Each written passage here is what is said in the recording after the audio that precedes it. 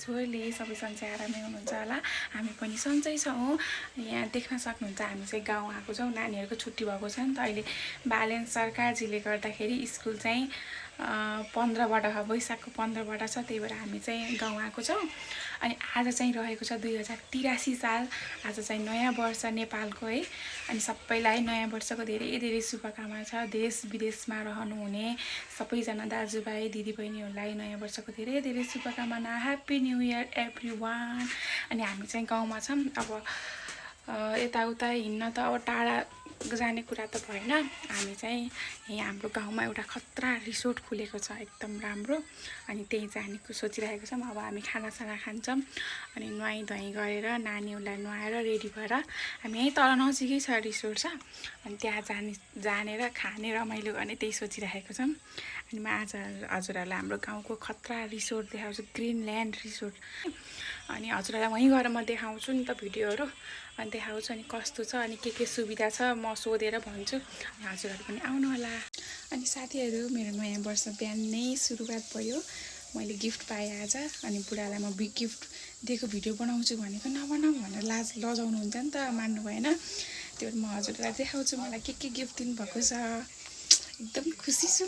नयाँ वर्षमा मलाई चाहिँ बुढाले 3टा आँखा भएको फोन गिफ्ट दिनुभएको छ। एकदम खुसी छु म। थ्याङ्क यू बुढो। अनि यो किनभने चाहिँ मेरो यो मैले युज गरिराखेको पनि आइफोनै हो। तर यसमा चाहिँ स्टोरेज अलिक थोरै थियो कि, त्यही भएर चाहिँ भिडियोहरू बनाउन मलाई मुस्किल भइरहेको थियो। अनि मलाई एउटा फोन चाहिएको थियो भनेको थिएँ, सुनाएको थिएँ। अनि बुढाले ट्याक्कै हिजो नयाँ वर्षको दिन हिजो किनेर आज ल्याइदिनु भएको रहेछ। Thank you. अनि सँगसँगै कभर पनि ल्याइदिनु भएको छ। थ्याङ्क यू बुढो। अनि मेरो फेभरेट कलर हो नि त यो, त्यही भएर यही कलरको पहिला उसमा इन्डियाबाट आउँदा लिएको भ्लगमा हेर्नुभयो होला, रेड ल्याइदिनु भएको थियो। अनि मलाई चाहिँ कस्तो नराम्रो कलर हो भनेको, त्यही भएर अहिले चाहिँ तिमीलाई कुन कलर मनपर्छ भनेर नि यो मनपर्छ नि त रानी पिङ्क। अनि यो ल्याइदिनु भएको छ। अनि सेट भयो। अनि यो छ स्यान्डल पनि आयो। मेरो नयाँ वर्ष चाहिँ एकदम खुसियाली हुँदैछ साथीहरू। हजुरहरूको कस्तो भयो? ल साथीहरू, हामी चाहिँ निस्कियौँ न्यू इयर मनाउनको लागि। हाम्रो गाउँ देख्न सक्नुहुन्छ, गाउँ हो यो। हामी चाहिँ भान्जी यता आउनु त। हाम्रो भान्जी पनि आउनु भएको छ। भान्जीको नेम के हो? मेरी हुन्छ। हामी यो बुनु खाए तर त हेलो भन्नु न। हामी अनि बाबा चाहिँ आऊ कि मान्छे। अनि बाबा भन्दा नानीहरूको बाबा चाहिँ स्कुटीमा यहाँ बाटो अप्ठ्यारो छ कि, त्यही भएर हामी हिँड्दैछौँ। हामी कसरी मनाउँछौँ न्यू इयर? ठिकै मनाउँछौँ। फेरि साथीहरू आज मङ्गलबार परेछ हेर्नु। मैले फेरि मङ्गलबार माछा मासु खाँदिनँ नि त। अनि भान्जीहरूले नानीहरूले मोमो खाने अरे। म सादा चाउमिन त होला। अब हामी जान्छौँ। अनि हजुर धेरै टाढा छैन, नजिकै छ। अनि वहाँ गएर हजुरहरूलाई देखाउँछु हाम्रो रिसोर्ट, हाम्रो गाउँको रिसोर्ट। अनि मैले चाहिँ यो गिफ्टवाला सुट लगाएको छु, कस्तो देखिएको छ। अनि मोबाइलमा भ्लग पनि त्यही के अरे गिफ्टवाला मोबाइलबाट बनाउँदैछु। हेलो। यो चाहिँ हाम्रो कुखुराको खोर हो, 2टा छ यहाँ। यो माथिको तल पनि छ अझै एउटा कुखुरा खोर हो। अनि हाम्रो हजुरहरूलाई हाम्रो पहाड देखाउँछु। पहाड के देखाउनु छ र? जङ्गल छ यता फेरि। अनि यतातिर गाउँ छ, यता अगाडि फेरि जङ्गलहरू छ।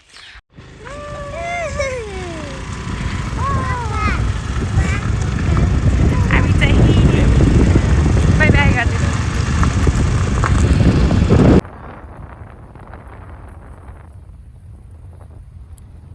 हाम्रो चाहिँ बाटो बन्दै छ।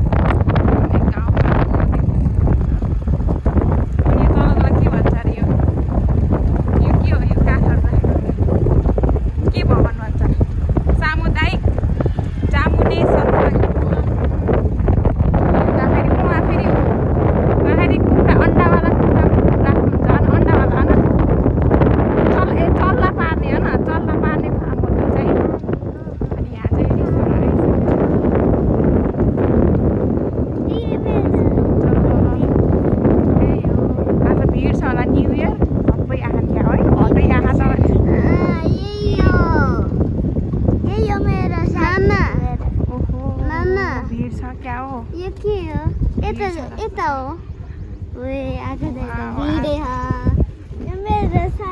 साथीहरू यहाँ चाहिँ तरकारी खेती पनि गर्नुहुन्छ। यहाँ सब्जीहरू लगाउनुहुन्छ, सबै टमाटरहरू, काँक्राहरू अनि सब्जीहरू लगाउनुहुन्छ सबै। आज भिड छ न्यु इयर, भिड रहेछ आज। भ्लग गराउँदै आएको त भिड रहेछ आज।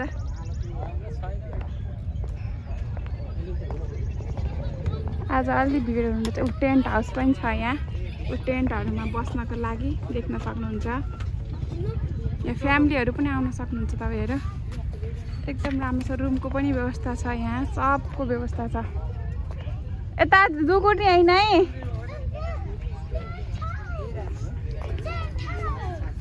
आऊ बोन्स।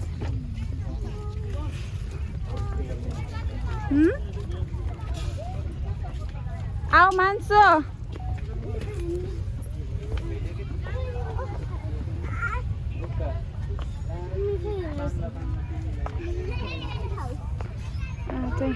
हजुर टेन्ट हाउस होइन, अहिले हाम्रो होइन कि अरूको। आउनु अहिले बनाउनु टेन्ट हाउस। यहाँ हजुरहरूलाई खानाको पनि व्यवस्था हुन्छ। खाना भन्ने नास्ता उहाँ हुनुहुन्छ मेरो श्रीमान। अरे यहाँ नि भिड छ हो, यहाँ नि मान्छे हुनुहुँदैछ। सरी जताकतै मान्छे हुनुहुन्छ साथीहरू आज। यहाँ चाहिँ एकदम शान्त सुन्दर वातावरणमा, स्वच्छ वातावरणमा बस्न सक्नुहुन्छ। यो चाहिँ पर्छ सालझन्डी बुटोलदेखि नजिकै छ, पाल्पा नै पर्छ यो। पाल्पा र सालझन्डीको सिमानामा छ कि यो, धेरै टाढा छैन। हाम्रो चाहिँ घर नजिकै पर्छ, हामी चाहिँ 2-3 मिनटमा आइपुग्यौँ। हजुरहरू पनि आउन सक्नुहुन्छ साथीहरू। यहाँ बस्नको लागि पनि व्यवस्था छ। हामी चाहिँ जुस, ल बाबा जुस भनिदिनु त। यहाँ चाहिँ फ्यामिली उस हुनुहुँदैछ। जुस पासपोर्ट थाहा छैन कि म स्क्यान गरेर देखाउँछ है। अब हामी खाना के अरे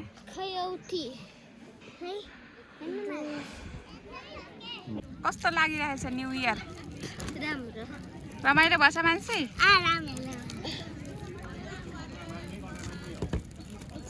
हामीलाई स्प्राइट हो त्यसै। साँच्चै कस्तो त्यसै हो। गिलास त ल्याउनु पर्छ फेरि। चाहिँ स्प्राइट र पानी आइसक्यो, अब नास्ता आउन बाँकी छ। कस्तो लागिरहेछ भान्जी? रमाइलो लागेछ है बुनु? कस्तो लागेछ नाम्मो मान्छे?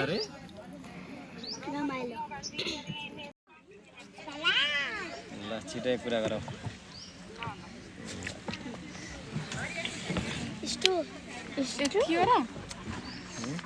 मेरो स्ट्रो खै? तिम्रो स्ट्रो यता छ, देऊ। यो त मेरो। ओइ बुनेहरू छिटो आयो, चिसो हुन्छ अहिले, छिटो आउनु। ए यिनी च्यात्नी भयो के रे।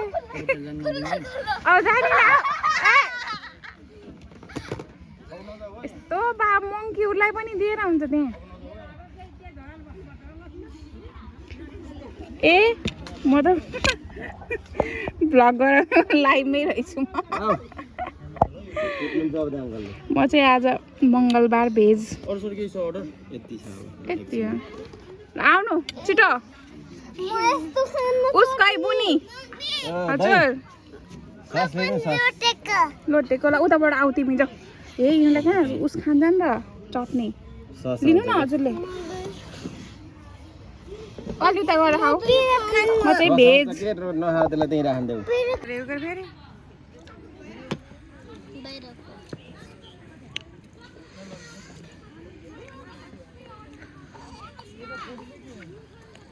पुनः खाऊ। पिरो भयो र के भयो त? पेट भरो खाने अब यस्तो मोमो हेर त म कस्तो म भए कति खान्थेँ मान्छे नचला गर्ने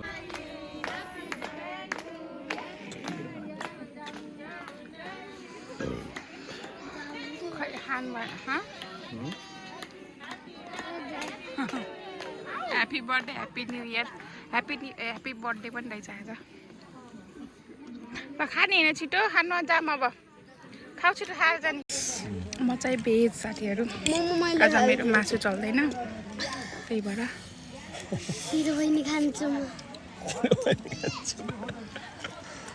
मिठो भयो आज न्यु इयर मनाउन आएको हामी मिठो हो मान्छे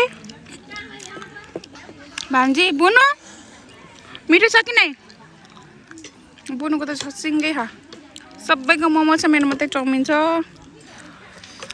यस्तो रमाइलो छ साथीहरू नि त सबै आउनुभएको छ